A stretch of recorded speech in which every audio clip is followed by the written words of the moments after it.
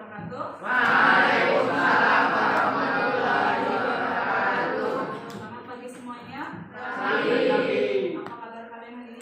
Baik. Kalian hari ini dalam keadaan sehat dan bahagia.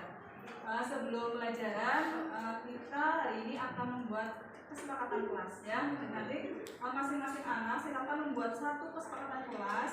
Apa yang kalian inginkan biar kelas kalian nyaman. Nanti kalian tuliskan, nanti akan berbagi post-it ya. Setelah itu nanti kalian tempelkan di belakang gitu, di kertas di belakang. Nanti kalian apa yang kalian inginkan dari masing-masing anak biar kelas ini nyaman dan mungkin pembelajarannya menyenangkan ya. Jelas? Nah, jadi misalkan contoh kalian ingin kelasnya bersih gitu ya, itu contoh. Misalkan ingin disiplin ya, ini guru bagi post-itnya, silakan kalian tuliskan.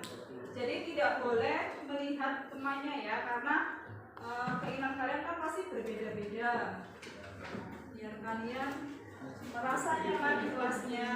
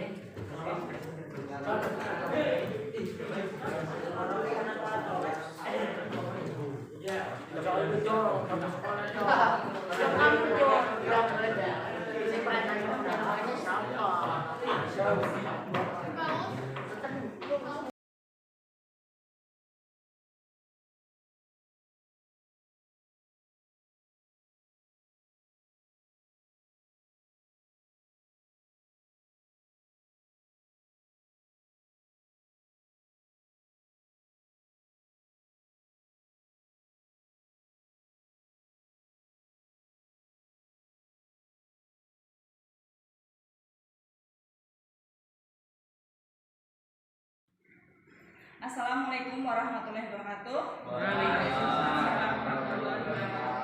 Terima kasih pada teman-teman yang sudah berkenan untuk mengikuti pembahasan dari modul 1.4. Pada kali ini saya akan menyampaikan tentang budaya positif. Latar belakang itu suasana positif sangat mendukung dalam menciptakan pembelajaran yang kondusif. Karena dengan suasana yang positif, murid dan guru akan menemukan suatu kondisi pembelajaran yang menyenangkan, sehingga proses pembelajaran dapat berjalan tanpa adanya suatu beban, tapi suatu kebutuhan suasana positif juga akan membantu menggerakkan moral yang positif bagi murid, sehingga karakter murid tidak hanya terbentuk dari akademik atau intelektualnya saja, tapi juga dari lingkungan yang ada. Jadi selama ini di setiap satuan pendidikan itu sudah ada tata tertib atau peraturan. Nah, kalau peraturan itu biasanya dari satu pihak, bukan kesepakatan bersama. Nanti di budaya positif ini akan saya bahas tentang budaya positif. Budaya positif adalah nilai-nilai, keyakinan-keyakinan, dan kebiasaan-kebiasaan di sekolah yang berpihak pada murid agar murid dapat berkembang menjadi pribadi yang kritis, penuh hormat dan bertanggung jawab. Nah, di sini disiplin positif banyak sekali kita temui siswa-siswa kita, apalagi akhir-akhir ini banyak sekali yang indisipliner, yaitu melanggar tata tertib. Contohnya kayak baju tidak dimasukkan, di kelas memakai topi. Nah, nanti alangkah baiknya saat pembelajaran Bapak Ibu guru itu menerapkan atau mengadakan kesepakatan kelas dengan siswa-siswanya. Di sini disiplin positif yaitu merupakan suatu cara penerapan disiplin tanpa kekerasan dan ancaman yang dalam praktiknya melibatkan komunikasi tentang perilaku yang efektif antara guru dan murid. Dalam penerapan disiplin positif ini, murid diajarkan untuk memahami konsekuensi dari perilaku mereka. Selain itu, disiplin positif juga mengajarkan murid tanggung jawab serta rasa hormat dalam berinteraksi dengan lingkungannya. Jadi, disiplin positif merupakan salah satu cara penerapan disiplin yang bertujuan untuk menumbuhkan kesadaran serta memberdayakan murid untuk melakukan sesuatu tanpa ancaman maupun hukuman. Nah, di sini ada nilai kebajikan pada profil pelajar Pancasila. Nah, Bapak Ibu guru juga sudah tahu ya tentang profil pelajar Pancasila. Di sini ada 6 kebajikan. Yang pertama, beriman, bertakwa kepada Tuhan Yang Maha Esa dan berhak mulia. Yang kedua, berkebinekaan global. 3, bergotong royong. 4, mandiri. 5, bernalar kritis. Dan 6, kreatif. Nah, ini contoh saat di kelas saya itu membentuk keyakinan kelas.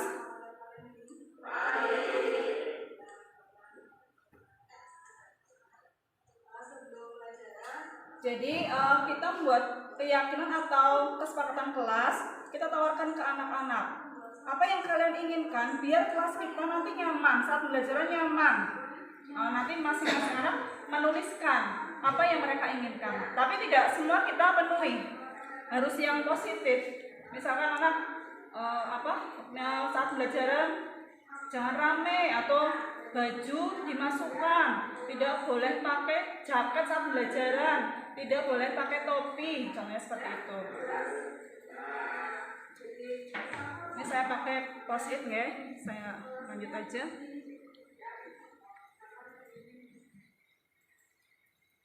Nah, ini nanti anak akan maju menempelkan apa yang mereka tuliskan yang tadi di post-it itu, terus ditempelkan di papan tulis. Nanti akan saya pilih. Di situ kan pasti ada yang sama keinginan satu anak dengan yang lainnya, mungkin ada yang kembar. Nanti akan saya saring dan akan saya tempel di kertas, terus saya tempel di bagian belakang kelas. Itu kesepakatan kelas atau keyakinan kelas. Di sini ada 5 kebutuhan dasar manusia. Yang pertama, kebutuhan bertahan hidup. 2, kasih sayang dan rasa diterima. 3, penguasaan. 4, kebebasan. 5, kesenangan. Nah, ini yang perlu Bapak Ibu ketahui. Mungkin saya juga sebelum tahu ini masih kayak sebagai guru yang kayak penghukum contohnya. Di sini ada 5 posisi kontrol, yaitu guru sebagai penghukum, membuat rasa bersalah, sebagai teman, pemantau, dan manajer. Ini akan saya jelaskan satu persatu. Misalkan contoh, anak tidak mengerjakan tugas, anak suruh menulis kata, misalkan saya minta maaf dan tidak akan mulai lagi, misalkan sampai berapa lembar. Itu berarti kalau seperti itu guru model penghukum. Atau contohnya, misalkan anak suruh keliling lapangan atau push up, itu sebagai guru yang penghukum, itu tidak boleh. Ini juga mungkin pernah saya lakukan. Contoh, anak tidak mengerjakan tugas, anak suruh nyapu, membersihkan apa gitu, itu tidak boleh. Itu berarti guru sebagai penghukum. Yang kedua, membuat rasa bersalah. Contohnya misalkan ada anak misalkan dia jarang berangkat gitu. Nah, mungkin Bapak Ibu guru bilang seperti ini, kalian kalau jarang berangkat apa tidak kasihan sama orang tua kalian? Nah, itu juga membuat anak merasa bersalah gitu. Jadi kita tidak boleh seperti itu. Dan yang ketiga, guru sebagai teman. Nah, guru sebagai teman itu pendekatannya kita sebagai teman. Ini juga boleh dilakukan, tapi jangan terlalu sering. Karena apa? Kalau kita memposisikan sebagai teman, anak akan merasa kayak santai. Oh, sama guru ini sih tidak dimarahi gitu. Ini juga tidak boleh dilakukan, tapi juga boleh dilakukan saat-saat tertentu. Kita lihat kondisi. Yang keempat itu sebagai pemantau. Nah, kalau sebagai pemantau, mungkin di masing-masing sekolah juga ada yang melanggar ini poinnya berapa, melanggar ini poinnya berapa. Nah, itu guru hanya sebagai pemantau. Oh, dia tidak pakai sepatu hitam, poinnya segini. Nah, berarti anak merasa kayak lagi diawas-awasi, kayak lagi dipantau. Nah, ini juga tidak boleh. Yang paling tepat, kita itu harusnya sebagai guru yang sebagai manajer. Kita tahu semua bahwa manajer itu mengelola. Nah, jadi kita harus sebagai guru yang sifatnya sebagai manajer, bukan sebagai penghukum, membuat rasa bersalah, teman pemantau. Tapi yang sebagai teman juga boleh dilakukan, tapi jangan sering kita lakukan, nanti anak akan merasa santai gitu. Nah, caranya kalau kita tidak menerapkan yang tadi sebagai hukum itu menggunakan segitiga restitusi. Anak kita panggil, kita ajak ngobrol bareng-bareng. Jadi jangan langsung dimarahi, itu tidak boleh. Nah, selama ini kita sering menemui banyak sekali di sekolah-sekolah itu guru sebagai penghukum, dan ini tidak saya pungkiri ya, dulu saya juga ya mungkin lah bukan penghukum fisik, tapi misalkan contoh silakan membersihkan kelas, itu juga sudah termasuk sebagai penghukum. Nah, karena saya sudah tahu ada segitiga restitusi, jadi saya belajar untuk menerapkan kalau ada anak yang salah atau melanggar aturan itu menerapkan segitiga restitusi. Di sini ada menstabilkan identitas, ada validasi tindakan yang salah, dan yang ketiga menanyakan keyakinan. Contoh menstabilkan identitas. Saat anak dipanggil, jadi tidak pas ada di depan teman-temannya, jangan seperti itu. Kita panggil, kita ajak ngobrol. Terus kita tanya, setiap orang pernah melakukan kesalahan. Misalkan kita sendiri, mungkin kita juga pernah mengalami sekolah dulu mungkin pernah melanggar atau pernah telat. Nah, nanti kita ke anak, Bu Guru juga dulu pernah melakukan hal yang sama kayak kalian. Bu Guru juga pernah melakukan kesalahan. Jadi anak tidak merasa bersalah sekali gitu, karena bukan hanya mereka saja yang salah. Semua orang pasti pernah melakukan kesalahan. Kalau bukan satu-satunya yang pernah melakukan ini, gitu loh. Jadi kita harus ada menstabilkan identitas dengan cara seperti itu. Terus validasi caranya, kamu tentu punya alasan mengapa melakukan itu. Contoh, anak baju tidak dimasukkan, pasti punya alasan, pasti ada alasannya. Mungkin beberapa sampel saya tanya, bajunya kekecilan, ada yang katanya sumuk lah gitu. Contoh, atau mungkin terlambat, pasti juga ada alasan. Terus, adakah cara yang lebih efektif untuk mendapatkan apa yang kamu butuhkan? Jadi misalkan kita menemui anak bertengkar, jangan kita tanya, yang salah siapa? Tadi yang mulai siapa? Yang mulai ngajak bertengkar duluan siapa? Itu tidak boleh. Jadi kita bukan mencari siapa yang salah, tapi kita cari solusinya bagaimana untuk menyelesaikan itu. Itu penerapan segitiga restitusi.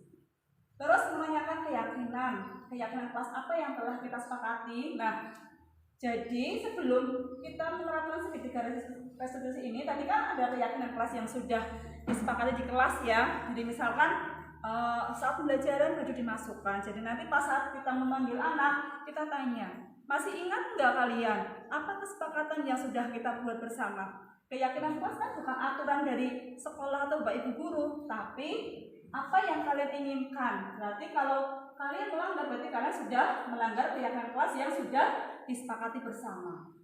Terus kamu ingin menjadi orang yang seperti apa? Jadi apakah ada penyesalan dan akan merubah perlakuan kalian? Ini segitiga restitusi. Ini contohnya misalkan pas saya manggil Abdul, kebetulan tidak memakai bajunya tidak dimasukkan itu. Jadi kita pakai gini. Jadi misalkan kayak kita melihat banyak yang tidak memakai baju dimasukkan, kita secara menegurnya bersama-sama itu enggak jadi. Jadi wali kelas mungkin siapa sih di kelas, misalkan contoh 7A yang sering baju tidak dimasukkan, mungkin kita panggil dengan cara segitiga restitusi, dengan cara kita ngobrol gini, insya Allah mungkin mereka akan mau merubah yang tadinya baju tidak dimasukkan jadi dimasukkan.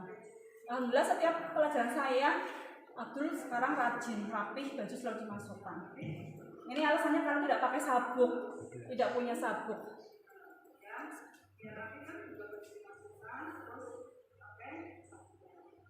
Mas Mingkan selalu saya pantau juga.